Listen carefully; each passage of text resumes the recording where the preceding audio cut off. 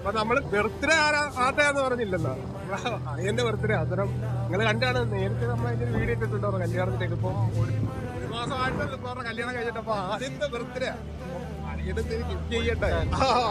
അതിനു വേണ്ടി നമ്മള് അങ്ങനെ ആഘോഷിക്കുന്നത് ഒന്നുമില്ല. ഒരു കേക്ക് കാട്ടിക്കൊക്കെ വേണ്ടി വെയിറ്റ് ചെയ്യും.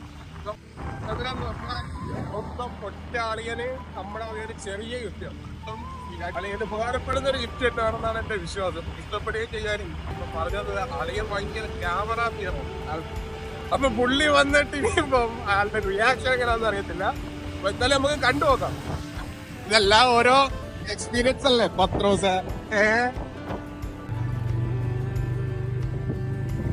ലാസ്റ്റ് നമ്മളങ്ങനെ എത്തി. വീടാ. അപ്പൊ ടൈം ഇപ്പൊ 1:30 തന്നെ. ആദ്യത്തെ ബർത്ത്ഡേ സെലിബ്രേഷൻ തന്നെ നല്ല